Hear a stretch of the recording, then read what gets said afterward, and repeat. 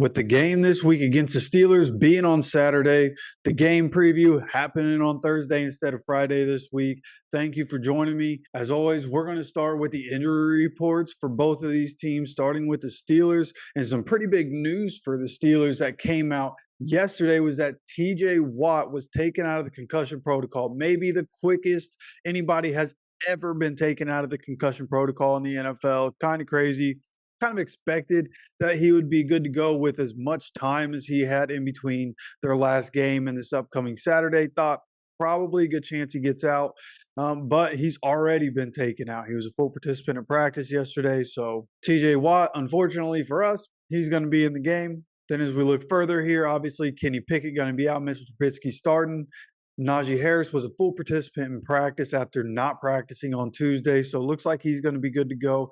Damani KZ looks like he's going to be good to go. Landon Roberts didn't practice Tuesday, but was a limited participant Wednesday. Looks like he could be tracking and end up playing. And then a couple here that we're really going to be keeping an eye on is going to be Isaac Seumalo. And I had seen earlier in the week that Isaac Seumalo might not practice, but has a good chance to play still. So we'll see how that goes. He once again did not practice Wednesday. So, maybe he doesn't play. He's a really good guard. So if he doesn't play, that's a big deal for us. But again, what I saw, at least from the Steelers report that I saw, was that even though he didn't practice last week, he was able to play. So he could end up not practicing all week and then end up playing on Saturday. But we'll see how that goes. See if any news comes out about that one.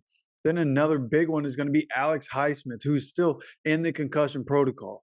TJ Watt came out of the concussion protocol as expected, and we kind of talked about, Alex Highsmith possibly coming out of the concussion protocol because there is the length from their last game to this upcoming Saturday. So we'll see how it goes. He was a limited participant Tuesday and Wednesday. Even if he doesn't come out of the concussion protocol today, he still has tomorrow. A lot of guys come out of the concussion protocol on Saturday when they have games on Sunday. He could come out of it tomorrow. So again, if there's news on these guys, I'll let you know as soon as I possibly can. But these are two guys, Alex Highsmith. Him not being there would be huge, man. It would be so huge, especially because TJ Watt's playing. It would be massive if he didn't play. And then Isaac Seumalo, again, one of the better guards, was with Philly there for a little while. Now he's with the Steelers. And if he's out, that's a pretty big deal for us. But again, TJ Watt, good to go. Keanu Benton was a limited participant in practice. We'll see what happens there. Cam Hayward, full participant in practice. He should be just fine. And Deontay Johnson did not practice on Wednesday because of a knee injury. And that popped up at some point between Tuesday and Wednesday. He ends up not practicing. We'll see what happens there. If he's not there, that's going to be, maybe the biggest deal of their offense, right? We're going to have to worry about Jaylen Warren. We can't let George Pickens come in and absolutely annihilate us. But Deontay Johnson's the guy for that offense that I'm really worried about, right? With the experience that he has, with as good as he's been over the years, Deontay Johnson's a guy that I feel like could be a big difference maker in the game on Saturday. So if he ends up not playing because of some knee injury that happened in practice, that'd be a rather large deal for us. Okay, but then going over and looking at our injuries, Braden Smith, once again, not at practice, tracking to not play. Jonathan Taylor also tracking to not play once again. It's going to be Zach Moss. If you're asking me, not practicing at all this week so far, probably not going to practice today. So I would expect Jonathan Taylor and Braden Smith both not playing this week. But then you have Jalen Jones, who was a full participant in practice after being limited on Tuesday. He looks like he's going to be good to go. Juju Brents, full participant the last couple of days, was able to practice a couple of days last week. Feel like he's going to be playing this week. And something we'll have to watch, but we already kind of talked about, like DeForest Buckner had a full practice on Tuesday, right, which is an estimation because it's a walkthrough. It was the same thing last week. And he ended up being a limited participant on Thursday last week. And the Thursday this week is really Wednesday, where he was a limited participant again in practice yesterday. There's a good chance he doesn't practice at all today, just like last week he didn't practice on Friday. And then he ends up playing, right? Taking care of the veterans. He has a back issue that he's working through right now. But he was able to play last week, and he's still DeForest Buckner. So I expect that he's going to be good to go one way or another. Will Mallory also showing up on the injury report with a rib injury. Full participant the last couple days, though, just had to pop up there because he reported it. EJ Speed, sitting here with his knee injury, full participant the last couple days. Looks like we could be getting our guy back, which is a great thing. Okay, and then Zaire Franklin popping up on here with an illness, but he was a full participant. He should be just fine. And Segan Alubi was a limited participant with a hip injury, and that's a big deal because of the rotation of guys that are coming in that spot that Shaq would normally be, right? Ronnie Harrison, obviously getting the interception return for a touchdown. He's a big part of that. But Segan Alubi also getting snaps on defense, but he's also really good on special teams. So we're going to need him in the game. Okay, and with the injury reports out of the way, let's get into how I see this one going and the keys in this game. So when you talk about our offense against Steelers defense, that's really the matchup to look out for in this game. Okay, because Steelers offense is what it is. That's not going to be a problem. It's going to be, what does our offense do against the Steelers defense? Steelers defense is good, man. Like, they're not perfect, right? But under Mike Tomlin, they're always going to be good, especially when TJ Watt's in the game. They're good. And we kind of saw that in the game when TJ Watt was out compared to when TJ Watt was actually playing in the game. The Steelers defense much different. So TJ Watt has a massive effect, but it's the Steelers defense. It's Mike Tomlin's defense. They have a lot of good guys over there, right? Cam Hayward, Minkah Fitzpatrick, Joey Porter Jr. Like, they have some guys on that defense. So I'm not going to come into this game just assuming we're going to be able to win and we're going to be able to put up enough points to beat them. Like, that Steelers defense, for what the Colts struggle with, right? You think about the offensive line. The offensive line's been so much better this year than it was last year, but our tackles, especially, the young guy Blake Freeland out there and Bernard Raymond, for as good as he's been, speed rushers are killing us this year. And that's what both of these ends are, right? If Alex Highsmith ends up playing, which I expect him to end up coming out of the concussion protocol and being in the game, TJ Watt and Alex Highsmith can both speed rush, and that's going to cause a problem, right? And then you have Cam Hayward in the middle, who's an absolute unit and can eat up double teams, can work his way through double teams. He's one of the best interior defensive linemen in the league. So it's not like Gardner Minshew is just going to have an easy time being able to step up in the pocket away from those edge rushers. It's going to be complicated. Okay, we're going to have to be able to run the ball. That is my first key to the game. You have to get the run game going. Okay, where does this Steelers defense struggle over the last couple seasons, including this one? Stopping the run. If you can get to a point where you're continuously getting in second and short and third and short, being able to pick up first downs, keep drives alive because you're effective in the run game, right? We need to average 5.5 yards per carry. That's the number for me in this game. If we can average 5.5 yards per carry in this game, I think we have a good chance of winning. You should be able to do that against this defense, especially one that is going to be coming after the passer. This is a game where I'm really hoping to see Gardner Minshew only throw the ball 25 times, 30 max.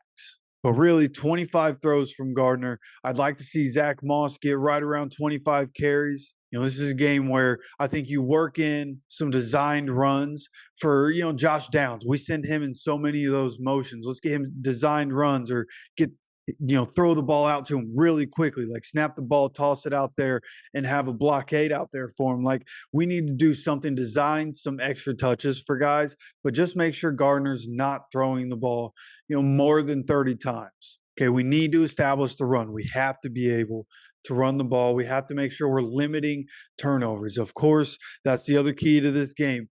You can't turn the ball over, which is why I don't want Gardner Minshew throwing the ball too much in this one, because with the pass rush coming, there's going to be fumble opportunity when they're getting to the passer. There's going to be, Gardner Minshew making a quick decision and it being the wrong one, and he throws a pick, right? So limit those things, right? The running backs have been good about holding on to the ball. Zach Moss been good about holding on to the ball.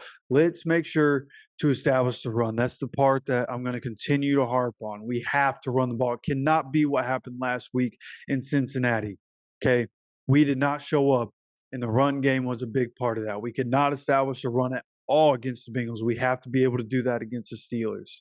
Okay, and this is a game where, as a Colts fan who wanted George Pickens in the draft last year. This is one that I'm keeping a close eye on. I want to see Alec Pierce, George Pickens came out in the same draft. We're both drafted in the second round. And when we picked Alec Pierce, George Pickens was still available. Okay, so this is one of those, the game inside the game kinds of things that I'm kind of keeping my eye on right now. And we'll see how all that goes. But when you're talking about the rest of that Steelers offense and you're talking about the Colts defense, like I just don't, we shouldn't have a problem, right? Again, we've kind of talked about it yesterday. Jaylen Warren is really the only thing I'm worried about. As long as we don't let Jaylen Warren do what Chase Brown just did to us, we should be fine, right? But we're not going to be playing a type of defense that we were against the Bengals, where we were trying to play back and make sure the deep shot didn't kill us, and they were able to make the screen game and the run game work because of it. I think we'll play more in the box. I think we'll blitz more in this game to throw Mitchell Trubisky off. And I think at the end of the day, we're going to be able to force some turnovers. I would not at all be surprised if our defense scored a touchdown. I honestly wouldn't be surprised if both defenses scored a touchdown in this one. Again, with the edge rushers in this one, TJ Watt getting after the quarterback, Gardner Minshew being somebody who you can strip sack. I wouldn't be surprised if both defense score a touchdown. Fumble recovery for a touchdown for the Steelers, interception return for a touchdown for the Colts. Sounds about right. But either way, like I just feel like our defense should do just fine. The Steelers' offensive line is much better than it has been in years past, but it still has its leaky spots. So I think we can take advantage of some of those things. Having EJ Speed, assuming EJ Speed is back, linebackers should be just fine. I feel like we should be just fine in the run game now that Grover Stewart's back. And then you have Juju Brents coming on the field. Jalen Jones has been historically good at his position so far this year. And then Kenny Moore having an all-pro season. So I think we should be set on defense. At least for this game, we should be set on defense. We're looking good. We're getting healthy going into the playoffs. And this win is going to be huge. We talked about it yesterday in the Playoff Madness video. Beating the Steelers with so many teams 7-6, and the Steelers being the team directly above us at 7-6, beating the Steelers here is going to be massive, or else we might have to, talking about the playoffs is going to start to sound kind of crazy, honestly. So we need to pick up this win if we have any hopes at making the playoffs, or to still at least be controlling our destiny. We'll still have a chance if we lose this one, but to continue to control our own destiny, we need to pick this one up. At the end of the day, I think the final score is going to be 23-10. Okay, and the touchdown that the Steelers get is going to be early on in the game.